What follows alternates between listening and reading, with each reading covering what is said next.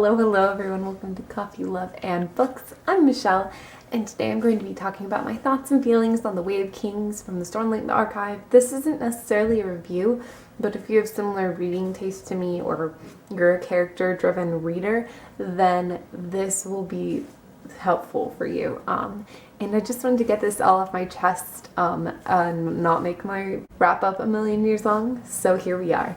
And without further ado, let's just jump right in. Okay, so I'll keep this as spoiler-free as possible, but if there are mild spoilers, then I will warn you and put a timestamp if you don't want to know anything about it. But all spoilers will be for things that happen very early on in the story. And I'm actually going to start with generally how I felt about the story. I'll then go by characters. I don't want this to be crazy long. Okay, so generally how I felt. I really enjoyed this book, but I think the diehard love, I swear to never forsake my love for you, is going to come with time as I discover the Sanderson seeds that were planted. I did not love The Way of Kings diehardly as a standalone book. I am well aware that it was completely necessary to build his world. This is a 10-book epic that he's writing, and I definitely have only got a little snippet even of what's out of it yet, and I'm well aware that this is the book series that I'm going to come to love as I dedicate more time to it and as I learn more and more, because I found that often with the books I've loved the most, like Tale of Two Cities, they take effort to learn and understand the world, and you love it more the more you put into it. So the best books may not always be fun to read. If I wanted to have a fun time reading, I would go read YA all the time, because YA can be very fun. It can be an adventure. I could read a light romance. I could read a children's book.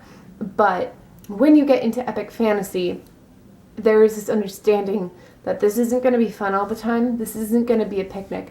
This may drive you crazy at times because you're like, why are we still here?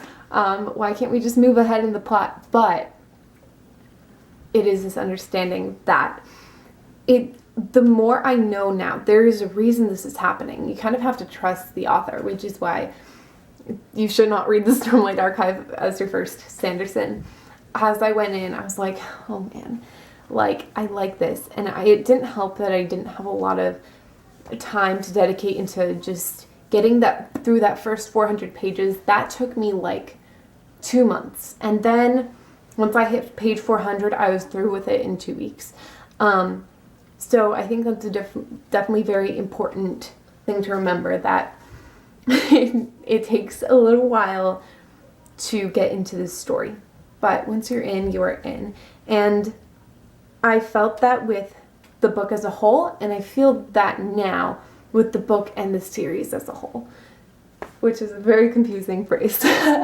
So basically, I feel like those first 400 pages of The Way of Kings were necessary to build up the frabjous ending that Brandon Sanderson pulled off. And it was a great ending. It was so well done, satisfying, and good.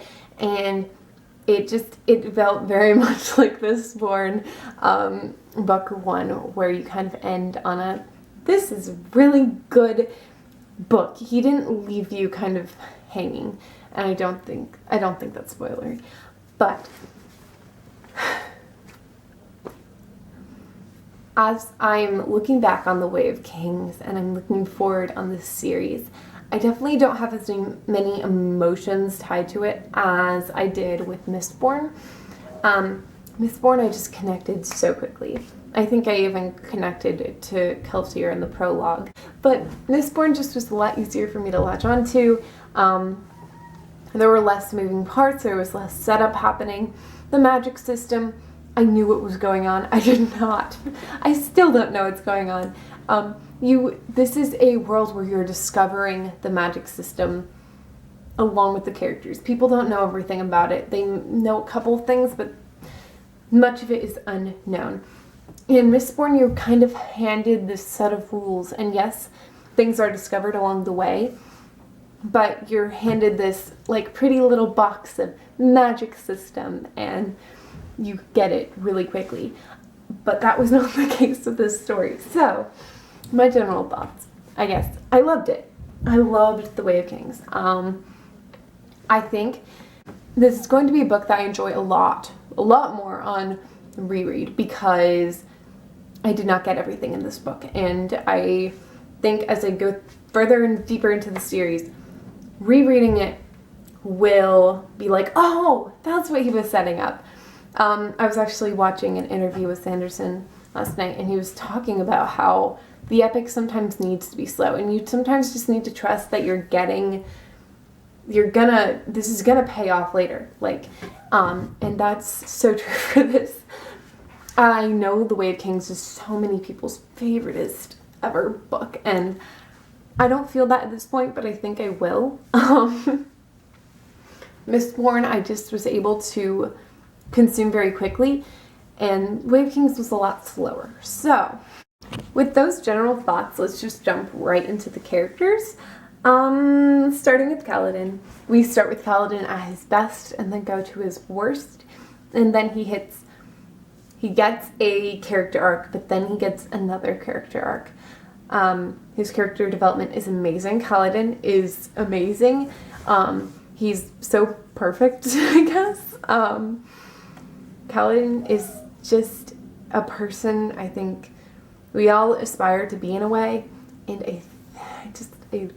he was very well written. So Kaladin he feels so much responsibility for everything that happens around him, and he's very humble, but he's such a perfectionist. He's such a type A personality. Oh my goodness.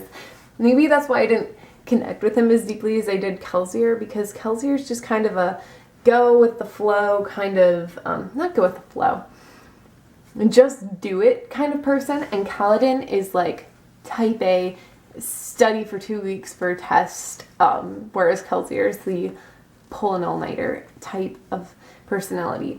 And Kaladin, I think, is just someone you have to grow to love. I remember the moment where it clicked, and I was like, yes.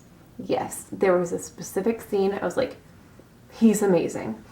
And I think Kaladin is going to be a really great character to explore, and to see grow and change throughout the series as stakes get higher and higher, and I'm really excited to see that happen. Alrighty, we're going to go to Shallan next, because, wow. 17-year-old girl who draws. Actually, at first I was like, wow. She's like around my age, she draws, I draw, and I was like, okay, I get this. I didn't connect with her as much as I did, I don't know if connect's the right word. I didn't like her storyline as much as I liked Kaladin's. Kaladin's definitely had, I guess, higher stakes. Shallan is more of a emotional turmoil kind of arc, which I thought was very interesting, and seeing her read and study made me really like it. She made studying sound so fun, and I was like, wow. This is a really weird tangent, but I think the way Shallan draws is not normal drawing at all. And so, I was like, what?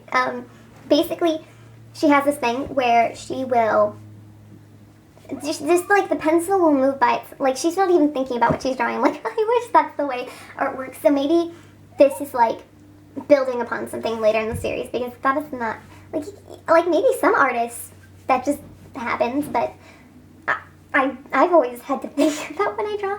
It's really strange, but overall, I really liked Shallan. I really liked her story. How her story wrapped up was very satisfying, and I just overall really liked it. I love Jasnah. I'm growing more to love her in Words of Radiance. I just think she's such an interesting character, and there's so much more than meets the eye as far as she goes. And she's just amazing. I really like her, and I love her relationship with the people around her, and she was one of my favorite characters. Now we're moving on to the other main point of view, which is Dalinar.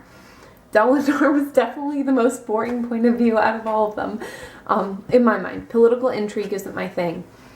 And I did grow to be more and more interested in it as the story went on, but at first it's like, oh, I don't want to do this. But I did really end up enjoying Dalinar and him as a person. He's a really interesting person, and oh my goodness, there's so many moments where I was like, wow, I did not expect this. So I'm excited to see where his character goes and what happens with him. Let me see. Next, I'm gonna go over my favorite side characters. Syl is an angel, and I love her. She's so sassy and wonderful and funny, and oh my goodness, my absolute favorite little side character ever. Let me see. I really liked Rock. I thought he was, I liked him better earlier on. I loved, some of this is going to get spoilery. Okay, just my favorite side characters, I guess that's it. I just enjoyed this book so much. The ending, I was just going so fast. I was like, I need to get to the end and know what happens. And the ending was, so overall, loved it. If you listen to me ramble, thank you. Those are just my general feelings. I have no idea where this series is going, but I'm very excited to see what happens and where we end up. I'm really loving Words of Radiance. I'm 260 pages in, and it's great. And Sanderson's an awesome writer, and if you have not given his books a try, don't start with the Stormlight Archive, but do end up reading the Stormlight Archive. I think it's amazing, and I've really been enjoying it. But there were a few parts that just were hard for me to get through, and that's to be expected with a 1,000-page fantasy epic. And that's what it's meant to be. So, thank you so much for watching, and I'm really excited to talk more about how the series goes in the future and talk about Words of Radiance and Oathbringer, and I'm just really psyched for this to happen. So, thank you so much for watching, and I will see you next Saturday.